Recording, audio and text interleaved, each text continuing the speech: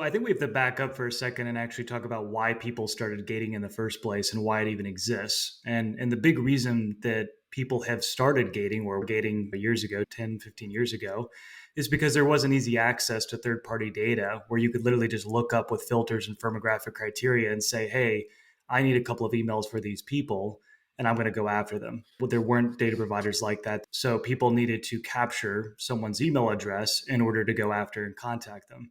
That, and then fast forward a little bit, and now HubSpot's kind of become the behemoth that it is.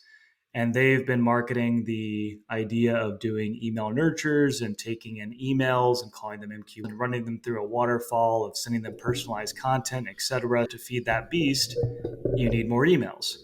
So that sparks the reason more to have gated content running so that you can, again, run those plays, of which, again, feeds more into HubSpot's model, which, of course, is to sell you more of the marketing contacts that are in their system. It's one of the variables they use for charging you what they charge. So I think that those are two things to keep in mind. The reality of what's happening now, though, is that people don't need to pay money, and especially the price that they're paying for an email off a gated piece of content. They don't, because they can go out and get that same email address from a third party data provider, and frankly, with almost the same intent. Because I would argue that on LinkedIn and Facebook, most of those people that are actually downloading your top of funnel content, they don't have a lot of intent. There's a little bit, certainly. There's maybe some interest in the content you're looking at, but these are people that like reading and consuming that content.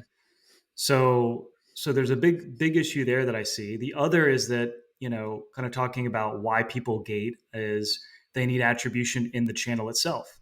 So you look at LinkedIn and Facebook, they're low intent channels. People are generally not looking to buy right now. They're looking to be educating, looking to engage with friends, family, coworkers, whoever, right? They're not looking necessarily to buy right now.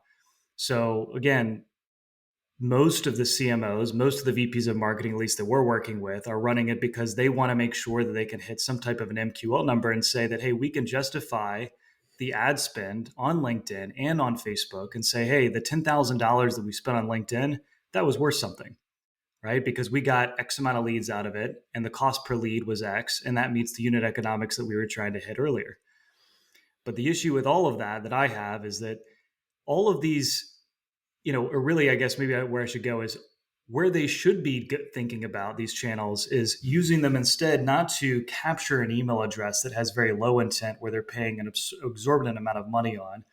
They should instead be opening up that content, getting maximum reach on it, trying to use as much of the content that they're trying to send that person to and get that into the actual ad itself so they can consume it. Because again, you're looking at 1%, maybe higher if you've got a really good engagement on an ad.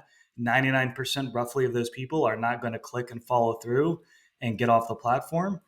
So making sure that you can get as much of that content in that ad and educate them there so that ultimately in the longer term, as they start seeing more content, whether that's product marketing, events, webinars, content, blogs, case studies, all of these things that we can distribute, ultimately what you want is have them come back into your cycle when they're actually ready to buy versus throwing them into a funnel and saying, all right, now I have your email. Now what I'm going to do is throw you in this linear journey where you're going to first go here, then you're going to go here, and then you're going to go there, which we all know that just doesn't happen. We don't buy that way. I mean, have you ever bought a product where literally you're like, oh God, thank God I got that number 3 email and got that little piece of content. Now I really want to move forward. It's like, no, that's not what's happening here.